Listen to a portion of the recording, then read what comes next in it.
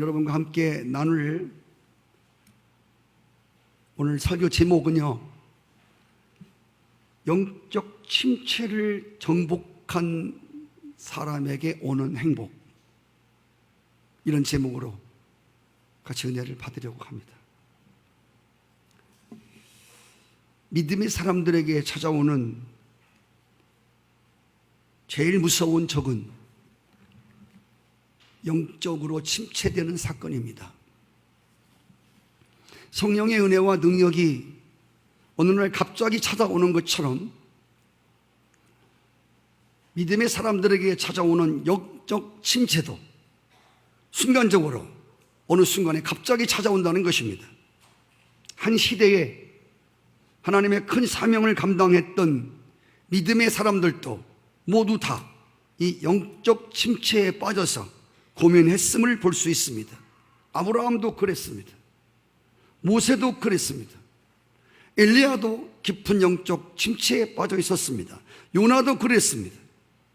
예수님의 12 제자들도 모두 다 영적 침체에 빠져본 경험이 있었습니다. 대체적으로 영적 침체가 오면 이런 현상들이 생기는 것이 보통입니다. 첫째로, 영적 침체가 오면 우리 마음속에 기쁨과 감사가 사라집니다. 활력이 사라집니다. 생기가 없어집니다. 그리고 원망과 불평이 고개를 들고 일어납니다. 영적 침체가 오면 하나님이 왜 나를 부르셨는가? 또 하나님이 나에게 맡긴 일에 대해서 회의감을 느끼게 됩니다. 영적 침체가 오면 자꾸 어디론가 도망치고 싶습니다. 그리고 영적 침체가 오면 영적인 외로움을 느끼면서도 나 혼자 있고 싶습니다. 나 혼자만 있는 것 같습니다. 영적 침체에 빠진 엘리야도 이제 나만 남았다고 했습니다. 영적 침체가 오면 마음속에 낙심과 좌절도 같이 생깁니다. 특별히 영적 침체의 특징은 자꾸 잠이 온다는 것입니다. 요나도 그랬습니다. 배 밑에 내려가서 깊은 잠에 빠졌습니다. 엘리야도 깊이 잠들었습니다. 예수님 제자들도 깨어 기도해야 될 때 깊이 잠들었습니다. 삼손도 깊이 들릴라 여인의 무릎을 벽에 하고 깊이 잠들었다가 큰 시험에 듭니다. 모두 다 영적 침체 속에서 잠을 잤다는 공통점입니다. 기도에 잠을 자고, 봉사에 잠을 자고, 사명에 잠을 자고, 실제 예배 시간도 잠이 옵니다. 말씀이 들어오지 않습니다. 그런데 성경은 믿는 사람들이 영적 침체에 빠져서 이렇게 잠잘 때에 모든 문제가 생긴다고 성경이 말하고 있습니다. 마태복음 13장 25절에 보시면 사람들이 잘 때에 그 원수가 와서 곡식 가운데 가라지를 뿌리고 갔다고 그랬습니다. 여러분, 영적 잠에 취하면 가라지가 와서 우리 마음에 못된 것들을 씨를 뿌립니다. 영적 침체에 빠진 사람은 자기도 자기를 알 수 없는 자기의 깊은 타락한 본질이 나옵니다. 왜? 사단이 와서 가라지를 계속 뿌리기 때문에 그렇습니다.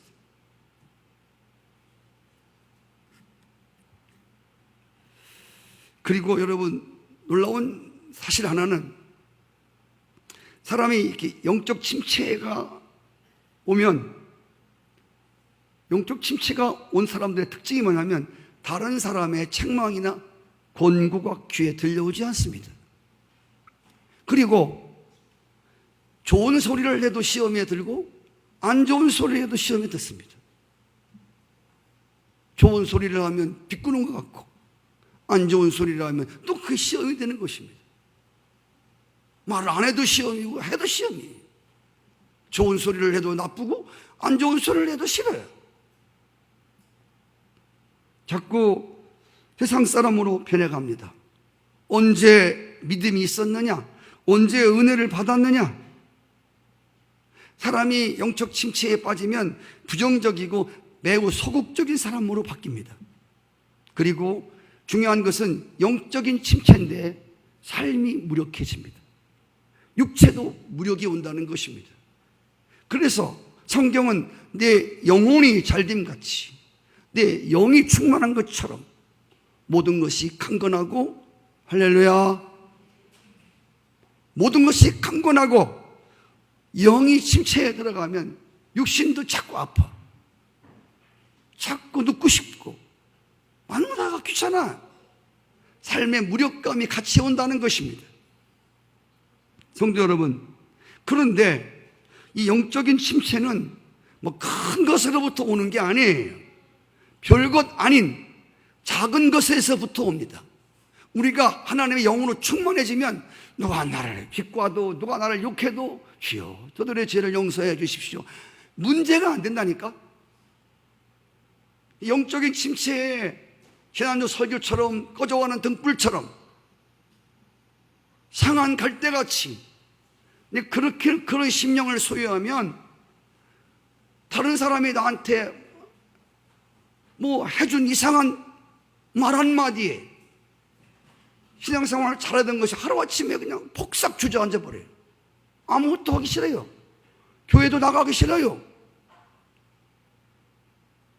오늘 영적 침체에 드는 사람 특징이 여러 가지 있겠지만, 이런 사람, 나 나름대로 신앙생활을 열심히 했어. 그런데 결과가 별로 안 좋아. 말아주는 사람도 없고 따라주는 사람도 없고. 그러면 여러분 영적 침체가 와요. 목사도 마찬가지예요. 나는 열심히 기도해주고 열심히 설교 준비하고 열심히 하려고 그러는데 교인들이 안 따라주는 것 같아. 그럼 목사도 대충 하지 뭐. 설교가 길다고 그러는데 그 설교 준비하려고 뭐 이렇게 노력을 한대요. 대충까지 거. 한 주에 할 거 한 5주 늘려서 하면 되는 거지. 목회가 얼마나 편한지 몰라요. 여러분들이 목사를 가만두면 안 돼요. 목사님으로 하면 더 설교 준비를 더 하도록 만들어 줘야 돼요. 할렐루야.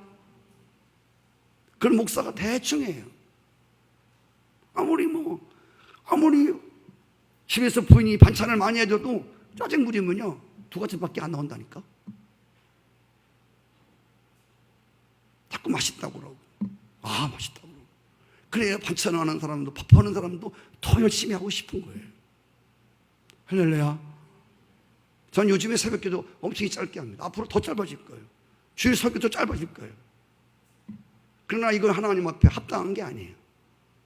하나님이 주시는 대로 말씀을 선포해야지 성도들이 싫어한다고 목사가 이거는 제가 볼 때 합당한 목회가 아니에요. 이건 저도 혼나고 여러분도 혼날 짓이거든.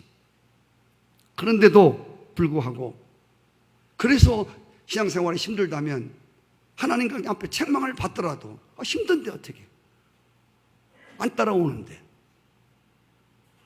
그래서 앞으로 설교가 엄청 짧아질 거예요. 지금도 그렇게 하고 있어요.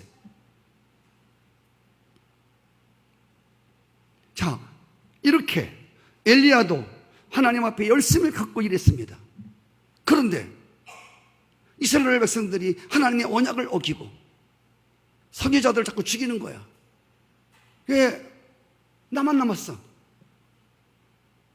엘리야도 하나님의 일을 하기가 싫은 거예요. 아무리 열심을 내도 표신하는 게 있어야지. 나 혼자 열심히 해서 뭐 할 거야? 이러면서 영적 침체에 빠지는 거예요. 성도 여러분, 큰 댐이 터질 때 한 번에 터지는 것이 아니라 작은 구멍으로부터 터지는 거예요.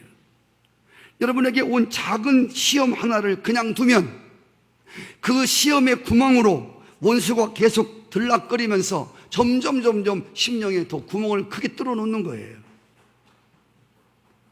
여러분, 구멍이 뚫린 것도 문제가 되지만, 심령에 구멍이 뚫린 것도 큰 문제가 되지만, 심령이 깨지고 금이 간 것도 대단히 위험하다는 것입니다.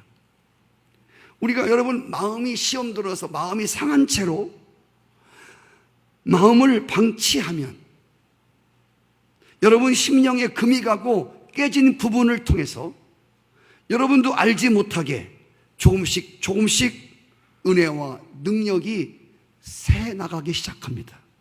나는 이것을 영적 누수 현상이라고 늘 말씀을 드립니다. 영적 누수 현상은 내가 언제 믿음을 잃어버렸는가, 내가 언제 은혜가 떨어졌는가를 알지 못하도록 조금씩 새 나갑니다. 사탄이 언제 어디서 우리의 믿음을 침몰시킬 미사일을 쏠지 모릅니다. 그러므로 믿음의 사람들은 작은 시험에도 들지 않도록 늘 깨워서 기도함으로 내 영혼을 흔들어서 잠들지 못하도록 해야 됩니다. 우리는 시험에 들지 않도록 깨어 기도하라고 하는 소리를 너무 많이 들었습니다. 오늘 흔하게 들리던 말씀이 여러분 가운데 새롭게 들려져야 할 것입니다. 깨어있지 않으면 틀림없이 시험 듭니다. 여러분, 틀림없이 영적 침체에 들어갑니다. 적군의 비행기가 아군의 레이더에 잡히면 추락시킬 수 있습니다. 그래서 먼저 보아야 합니다. 저는 믿음 생활에 있어서 가장 심각한 파산은 영적 침체라고 봅니다. 믿음의 사람들에게 가장 수치스러운 사건은 우리 안에 열정과 의욕을 상실한 채 텅 빈 영혼을 가지고 하나님께 왔다 갔다 하는 심령이 가장 부끄럽고 가장 수치스러운 성도라는 것입니다. 우리가 영적 침체에서 벗어나려면 무엇보다도 성령의 은혜를 붙들고 성령의 능력 속에서 내 안에 있는 열등의식과 우월의식을 몰아내야 합니다. 영적 침체 중에 가장 심각한 두 가지가 바로 내 속에 나타나는 열등의식과 우월의식이라는 것입니다. 이건 모든 사람들에게 다 있는 겁니다. 못난 사람은 못난 사람대로, 잘난 사람은 잘난 사람대로 다 우리 마음속에 열등의식과 우월의식 두 가지가 작용한다는 것입니다. 이것은 여러분과 제가 영적으로 성숙함에 이르기 위해서 반드시 극복해야 하는 두 가지 큰 장애물이라고 저는 믿습니다. 인간이 개혁되는 것, 인간이 혁명되는 것, 인간이 변화되는 것, 이것은 자기 속에 나타나는 열등의식과 우월의식을 극복해내는 것입니다. 모세라는 사람은 40살에 자기 실력으로, 자기 능력으로, 자기 열심으로, 자기 노력으로, 수고로 고통받는 이스라엘 백성들을 바로에게서 구출하려고 하는 우월의식이 충만했습니다.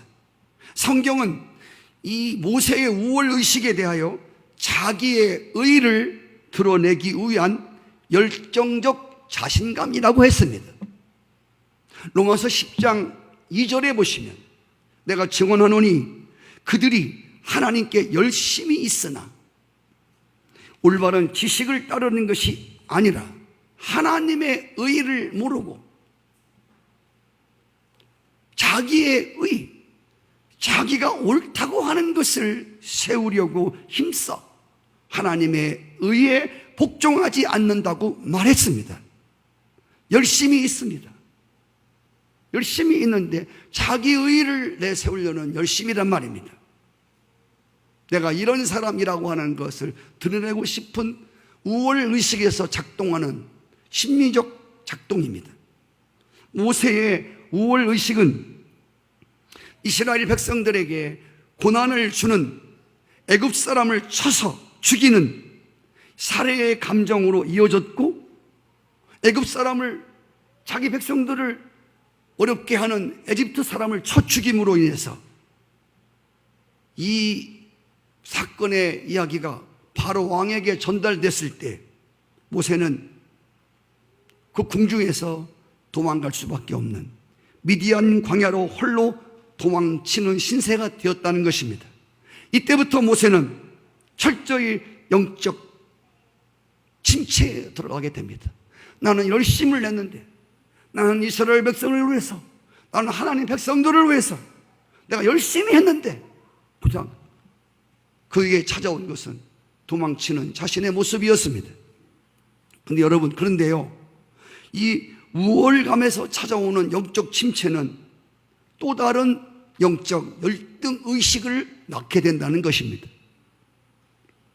열등감이라고 하는 것은 자기를 모멸하는 감정의식입니다. 우월의식이나 열등의식은 이 공통된 점은 항상 다른 사람과 비교의식에서 온다는 것입니다. 저는 제가 인생을 살아가면서 전 다른 사람과 비교하는 거 진짜 싫어하는 사람입니다. 여러분, 담임 목사의 영적 기질을 빨리빨리 아셔야 되는데, 저는 다른 사람과 다른 교회와 제가 고집이 있어 그런 게 아니라 하나님이 저에게 주신 은혜입니다.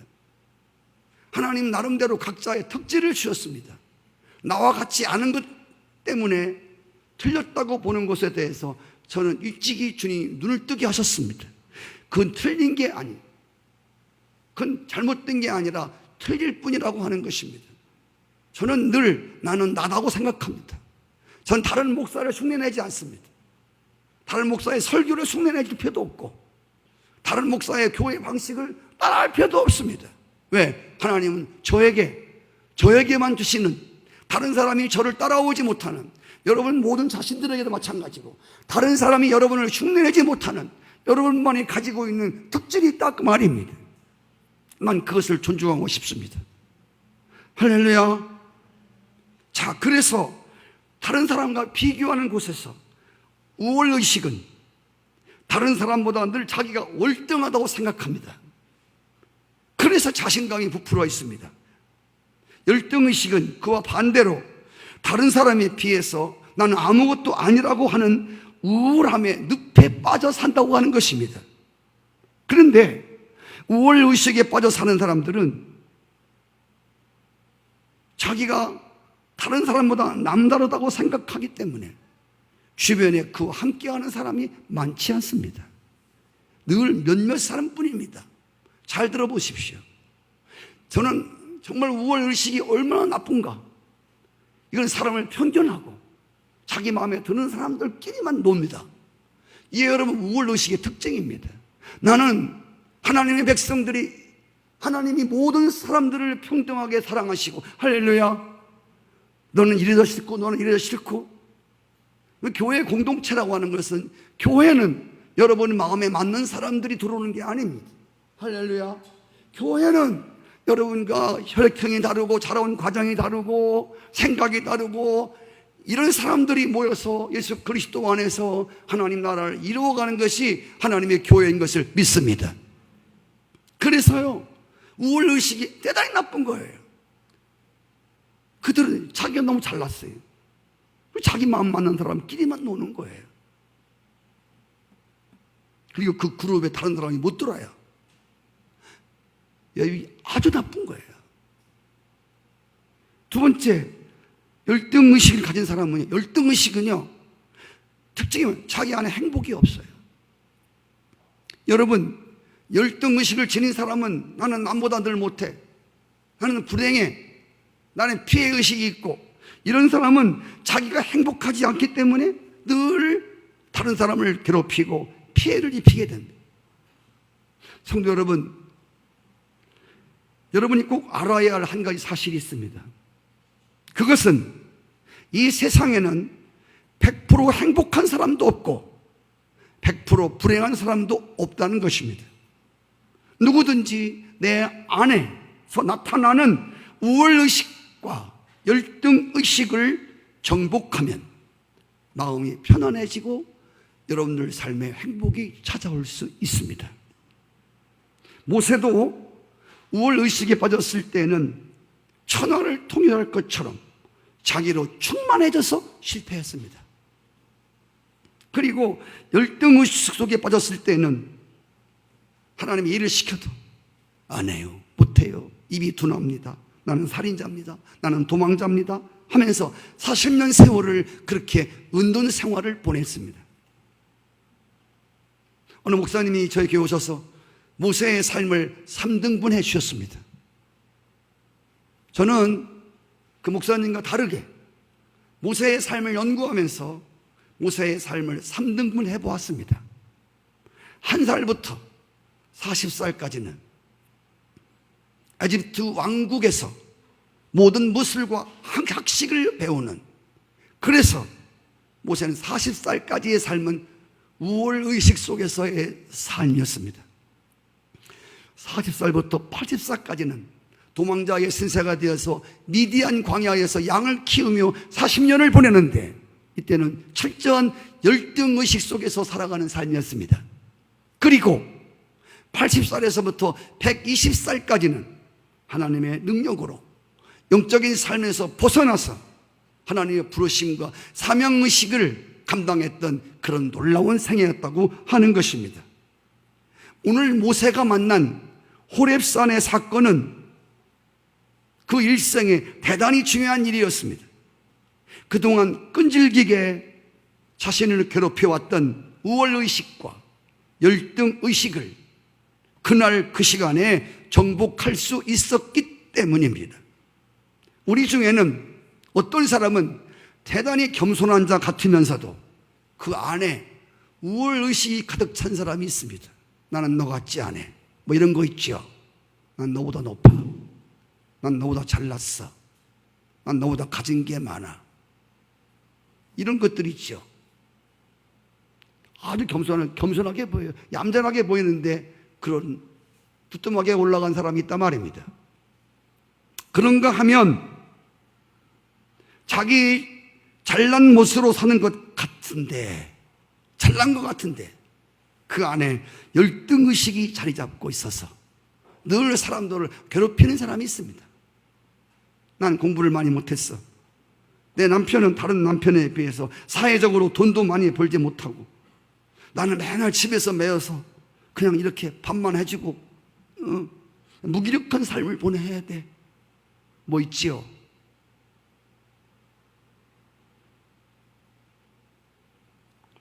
사람은 너무 강한 것도 문제고 너무 약한 것도 문제입니다.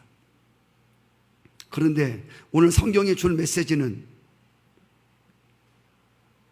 이렇게 문제 많은 사람들이라도 하나님의 꺼지지 않는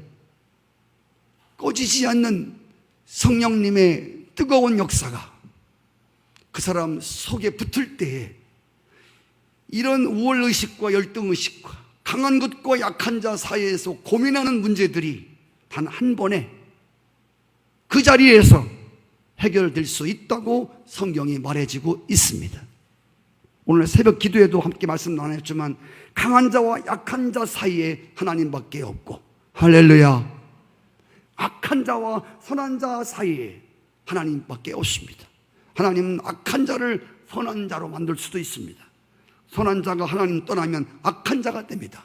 약한 자가 하나님 붙들어서 강한 자로 쓸 수 있고 강한 자를 약한 자로 낮추실 수도 있다 말입니다. 저는 오늘 성경 말씀을 보면서 여러분 영적 침체에서 벗어나려면 성령으로부터 오는 영감이 올 때가 있습니다. 이때 성령으로부터 오는 영감을 무섭게 붙들어야 한다는 것입니다. 믿음의 사람들은 어느 날 말씀을 듣다가 기도하다가 찬양을 부르다가 성경을 읽다가 믿는 자끼리 친교를 하다가 자신도 깜짝 놀라는 내 안에 영감이 올 때가 있습니다. 오늘 모세가 꺼지지 않는 여호와의 타오르는 불길을 본 것은, 이 놀라운 사건을 경험한 것은 다른 특별한 장소가 아닙니다. 잘 들으셔야 됩니다. 하나님이 우리를 영적 침체에서 벗어나기 위해서는 뭐 어디를 가야 되는 게 아닙니다. 오늘 모세가 만난 이 놀라운 광경은 바로 그가 늘 스치며 지나다니던 바로 그 길목에서였습니다. 그가 늘 다니던 그 길입니다.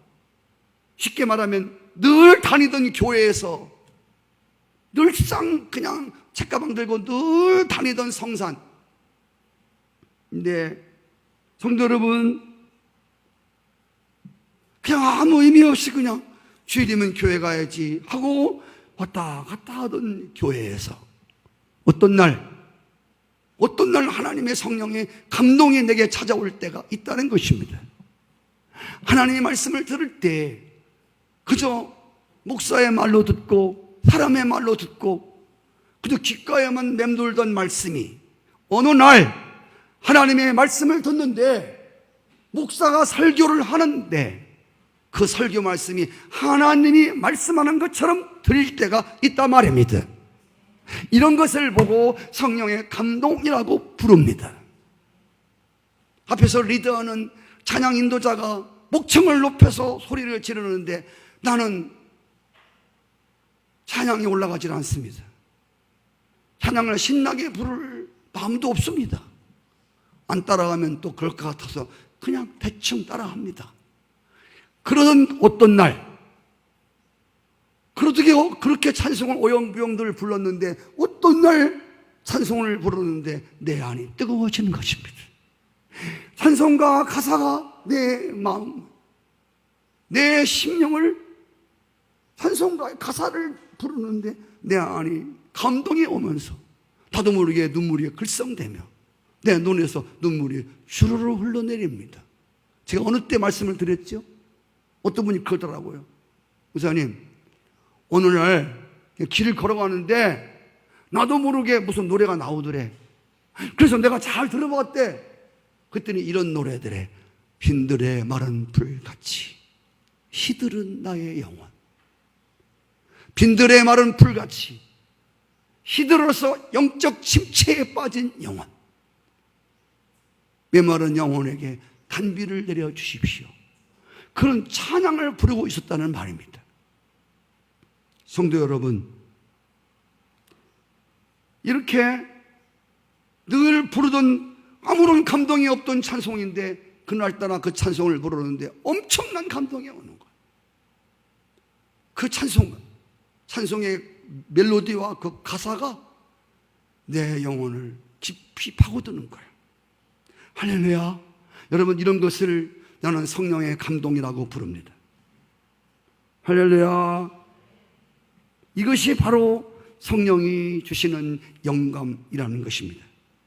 이 성령의 영감을 붙들고 그냥 오늘 감동 먹었어, 오늘 그냥 은혜 됐어, 이것으로 끝나지 마시고 그 영감을 무섭게 붙들고 늘어져야 한다는 것입니다. 그래야 영적 침체에서 벗어날 수가 있습니다.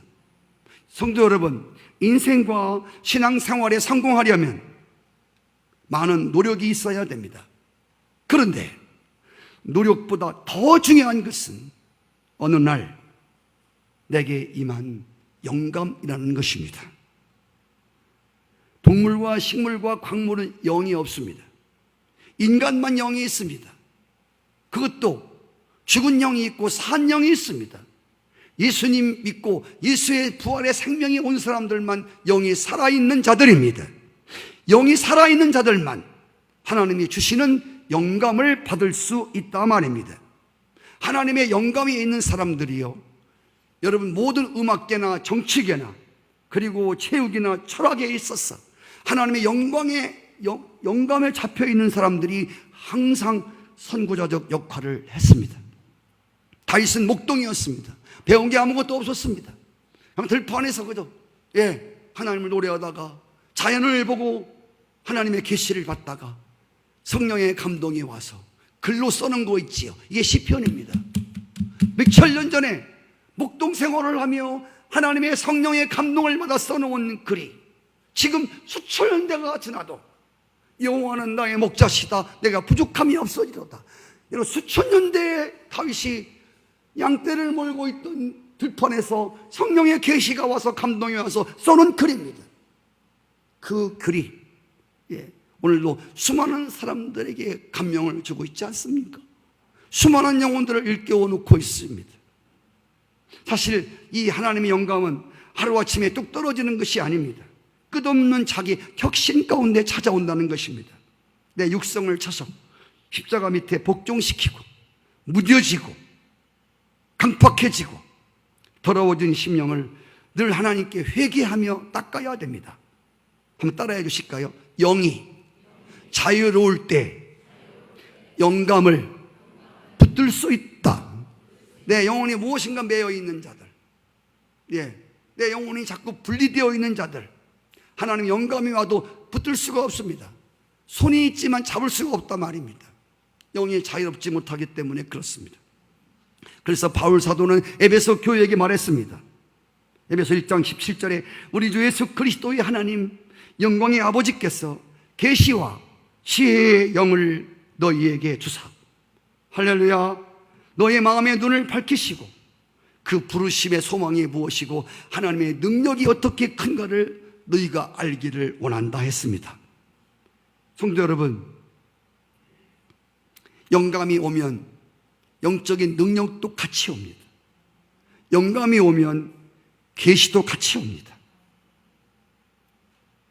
오늘 하나님 영감이 오고 계시의 영이 열리면 우리 마음속에 정말 하나님을 알게 되고 하나님이 나를 왜 부르셨는가, 이 부르심에 대한 소명과 내가 무엇을 해야 할 사람인가에 대하여, 내가 있어야 할 자리가 어딘가에 대하여 하나님의 사명을 찾는 자들이 되어지는 것을 믿습니다.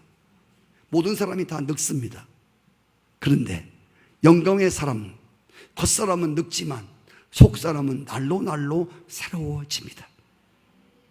사람이 영적 침체에 빠지면 자꾸 심령이 강팍해지고 심령이 자꾸 싸늘하게 식어져 갑니다. 모세도 미디안 광야에서 40년 동안 침체의 세월을 보내면서 부르심과 하나님의 내가 해야 될 자신이 사명이 무엇인가에 대해서 소명과 사명이 생각나지 않았습니다. 생각하고 싶지 않았습니다. 그러나 호렙산에서 꺼지지 않는 불 속에서 모세야, 모세야 부르시는 음성이 있었습니다. 여러분이 성경을 볼 때에 이걸 모세야, 모세야로 들으니까 은혜가 안 되는 것입니다. 우리가 이 말씀을 들을 때에 연서가, 연서가로 들으셔야 됩니다. 할렐루야. 장시가, 장시가로 들려와야 하나님의 말씀이 내게 뜨겁게 다가오는 것입니다. 오늘 이 성경에 부르는 모세는 여러분을 부르시는 것입니다. 할렐루야. 아무개야, 아무개야. 오세야, 오세야.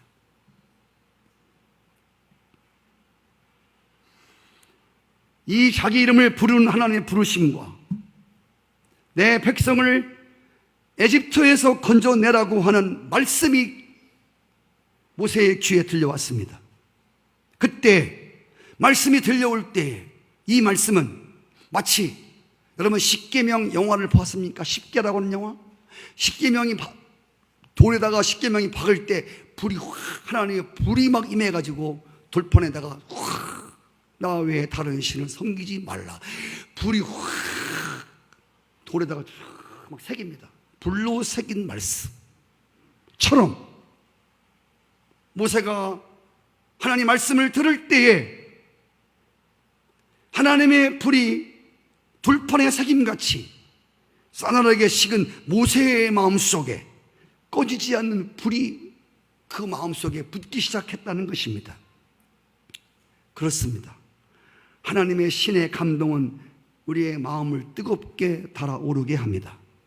성도 여러분, 젖은 나무보다 마른 나무가 불이 더 잘 붙지 않습니까?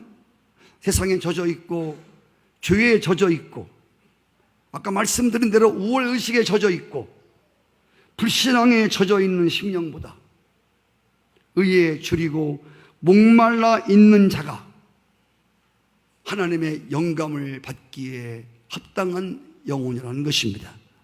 그래서 마음이 가난한 자는 복이 있다. 의에 줄이고 목마른 자는 복이 있다고 말했습니다.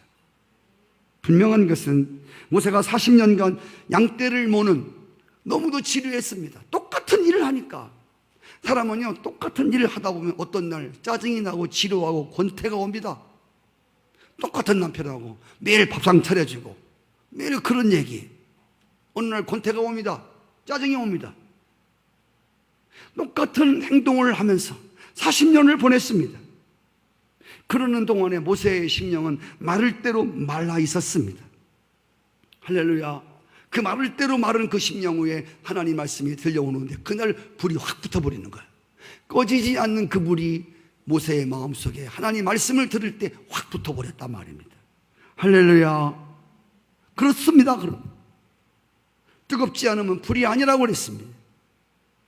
불은 붙어야 불입니다. 불이 불의 사람을 만듭니다. 할렐루야. 성도 여러분, 불의 속성은 네 가지입니다. 첫째로 불은 빛을 내고 뜨겁게 하고 익히고, 불은 항상 위로 올라가는 속성이 있습니다. 여러분, 성령의 감동으로 우리의 마음이 뜨거워지면 우리의 마음이 밝아집니다. 열정이 생깁니다. 설익은 신앙들이 익습니다. 할렐루야. 그러면서 하나님을 앙망하는, 그리고 언제 영적 침체에 빠졌었나 라고 생각하는 것처럼 쉽게 벗어날 수가 있다는 말입니다. 누가복음 24장 32절에 보시면 엠마오로 내려가던 두 제자 이야기가 있습니다. 예수님이 죽었다는 말을 듣고 낙심과 시리에 찬 영적 침체에 빠진 자가 엠마오로 내려가는 도중에 주님이 그들을 만나 주었습니다. 그리고 말씀을 나눴습니다. 그 두 사람이 이렇게 말합니다. 어이, 아까 길에서 만나서 우리에게 성경을 풀어줄 때, 그분께서 성경을 풀어줄 때에 우리의 마음이 뜨겁지 않았어? 할렐루야. 성경을 말씀을 들을 때 우리 마음이 뜨겁다는, 우리 마음에 성령의 감동이 왔다는 이야기. 예레미야 23장 29절에 보면 여호와의 말씀이니라 내 말이 불같지 아니하더냐? 내 말이 강팍한 바위 같은 너의 심령을 깨부수는 방망이 같지 않더냐? 라고 예레미야가 이스라엘 백성들에게 말했습니다. 그렇습니다. 여러분, 우리는 하나님의 말씀에 의도 터져가지고, 죄송합니다, 말이 조금 그래서 하나님의 말씀으로 우리를 늘 자신이 강팍하고 그리고 고집스럽고 이런 마음들이 늘 처져야 됩니다.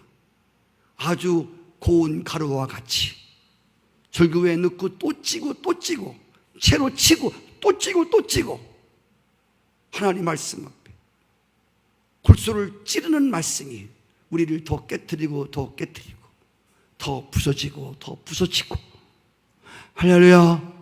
뜨거운 하나님의 말씀이 우리의 설익은 신앙들을 막 익히고, 아멘이시지요? 네, 이런 놀라운 역사들이 일어나기를 축복합니다. 하나님을 예배하다가, 오늘도 하나님을 예배하다가 하나님의 신이 말씀을 듣는 여러분들의 마음을 또 그렇게 감동하사, 여러분도 모르는 사이에, 영적 침체는 나도 모르는 사이에 찾아옵니다. 영적 침체에서 벗어나는 것도 나도 모르게 벗어납니다. 그래서 하나님을 닮고자 하는 거룩한 영광이 타오르기를 축복합니다. 특별히 하나님의 감동이 내 안에 오면, 감동이 오면 여러 가지 변화가 생기지만, 영적 침체에서 벗어나지만 특별히 새로운 비전에 대해서 눈을 뜨게 됩니다. 영적 감동이 오고 영적 침체에서 벗어나면 새로운 비전이 보인단 말입니다. 비전이 무엇입니까? 비전은 내가 이루고 싶은 꿈이 아니라 하나님이 나를 통해서 이루고 싶은, 할렐루야, 하나님이 나를 통해서 이루고 싶은 어떤 일을 말하는 것입니다. 하나님이 모세를 통해서 이루고 싶었던 비전이 무엇이었습니까? 그것은 모세 하나 그냥 영적으로 살아나고 회복되는 사건이 아니라, 영적 침체에서 벗어난 일이 아니라, 바로 영적 침체에서 벗어난 모세로 하여금 바로의 학정에서 고통받고 있는 이스라엘 백성들을 해방시키는 일이었습니다. 성령이 너에게 임하시면 너희가 권능을 받고 예루살렘과 사마리아 온 땅 끝까지 증인이 되리라. 성령의 감동이 오면 능력이 같이 오고 권세가 같이 온다는데, 계시도 오는데, 할렐루야. 이것으로 다른 것이 아니라 땅 끝까지 하나님의 복음을 전하여 많은 영혼들을 구원하는 그러한 증인이 된다는 것입니다. 아멘. 영적 침체에서 벗어난 사람들은 반드시 사명을 발견합니다. 하나님이 나를 통해서 무엇을 하려고 하는가를 발견하게 된다고 하는 것입니다. 80살에 받은 하나님의 비전은 사실 모세가 40살 때에 가졌던 비전과 같은 것이었습니다. 그런데 다른 게 무엇입니까? 40살에 자기 백성들을 건지려고 했던 이 비전. 그런데 40살에는 자기 비전이야. 자기가 하고 싶은 일이야. 자기가 자기 열심으로, 자기의 능력으로, 자기의 수고로 이스라엘 백성들을 건지려 했던 것입니다. 좋은 일이지만 자기 의로움을 드러내는. 근데 이때는 하나님 역사하지 않았어요. 오히려 도망치게 만들었습니다. 그래서 40년 동안 그의 우월의식과 그 열등의식 속을 다 깨트려버리고 그걸 정복하고 다시 일어났을 때에 80살이 되었을 때 똑같은 비전을 주는 것입니다. 이 비전은 네가 이루어라고 하는 비전이 아니었습니다. 내가 너를 통해서, 할렐루야, 나 전능한 여호와가 80살 먹은 너를 통해서, 아무것도 할 수 없는 너를 통해서 내가 그 일을 할 거야. 할렐루야. 실제로 모세가 80살을 먹고 모세의 지팡이 하나 짚고 이스라엘 백성들을 이끈 것이 아닙니다. 사실은 하나님이 하신 것입니다. 그래서 하나님이 모세를 통해서 이루시려고 하는 비전은, 이것은 여러분들이 영적 침체에서 벗어나서 하나님이 말씀을 통해서, 찬양을 통해서 마음이 뜨거워짐을 일으켜서 여러분을 영적으로 회복하실 때에 반드시 사명이 주어지는데, 내가 할 일이 무언가가 보여지는데, 이 할 일은 내가 하고 싶은 일이 아닙니다. 나는 요즘에 걱정거리가 뭐냐면, 교인들이 열심을 내는 것도 좋아요. 여러분이 하고 싶은 일이 아니라 하나님이 여러분을 통해서 하시고자 하는 그 일에 여러분이 거기 있기를 축복합니다. 하나님이 나 왜 시켜? 나 저거 취미 없는데, 나 저런 거 싫은데, 나 어린이 별 취미 없는데, 나는 학생들 골치 아픈데, 나 저거는 싫은데. 여러분, 내가 하나님이 나에게 비전을 주실 때 하나님이 나를 통해서 이루시려고 하는 일은 내 마음에 들든 안 들든 상관이 없다는 것입니다. 40살 먹었던 80살을 먹었던, 나이가 많이 먹었어, 난 나이가 많아서, 그게 아니에요. 모세는 80살 때 하나님 역사했다니까. 난 너무 어려, 아는 게 없어, 먼저 믿은 자나 나중 믿은 자나 하나님 역사할 때는 상관이 없습니다. 하나님이 나를 통해서 비전을 이루려고 할 때는 아무 상관이 없다 그 말입니다. 하나도 문제될 것이 없습니다. 왜? 하나님이 하실 것이기 때문에. 하나님의 은혜와 성령의 능력으로 새로운 사람으로 일어난 80살의 모세를 통해서 영적 침체에서 그를 벗어나게 하신 하나님께서 누구도 예측하지 못할, 누구도 예측할 수 없었던 그 크고 놀라운, 할렐루야, 크고 놀라운 일을 그 모세를 통하여 하나님이 해내셨습니다. 성도 여러분, 요즘에 새벽 기도에 열왕기상 18장 19장 18장은 엘리야가 충만해서 대승을 가져왔던 사건이고, 19장은 엘리야가 열등의식에 빠져서 노련나무 밑에서 죽여달라고 도망치는 엘리야의 모습을 볼 수 있었습니다. 그리고 노련나무 밑에서 잠을 자고 있었습니다. 하나님은 그 영적 침체에 빠진 하나님의 사람 엘리야를 그냥 방치해 두지 아니하시고 하나님의 사자를 보내서 그에게 물을 계속 먹이시고 그에게 구운 떡을 먹이셨습니다. 물은 하나님의 은혜요, 떡은 하나님의 말씀을 상징하는 것입니다. 하나님은 쓰러져 있는 여러분 한 사람 한 사람은 다 하나님께 부름받은 사람이고 하나님이 쓰시려고 부른 사람임을 믿습니다. 그저 교회만 왔다 갔다 하고 종교 생활 정도로 그렇게 이것이 신앙인 것으로 여겼던 사람들이 어느 날 하나님 말씀을 듣다가 내가 너를 통하여 이룰 일이 있다고, 할렐루야, 이런 사명과 하나님의 부르심에 대한 소명의식이 발견될 때에 하나님은 우리를 통해서 놀라운 일들을 해내실 것입니다. 오늘도 영적 침체에 빠진 영혼들을 그대로 터덜터덜 들어온 교회 문을 나가지 않게 하실 것이고, 반드시 찬양을 부르다가도 여러분 시들어 가물에 메말라 시들은 영혼 가운데 성령의 단비를 주시고 성령의 은혜를 주시고 말씀의 부닥침을 통해서 영혼의 잠을 흔들어 깨우시고 하나님이 부르심이 무엇이고 하나님이 우리를 통해 이루실 비전이 무엇인가를 다시 알게 하셔서 엘리야처럼 40주야를 하나님의 능력으로 띠띠우고 달려가도 피곤치 아니했던 그런 은혜가 임할 것을 믿습니다. 영적 침체를 정복한 뒤에 오는 행복, 이것이 하나님이 우리에게 주시고자 하는 은혜입니다.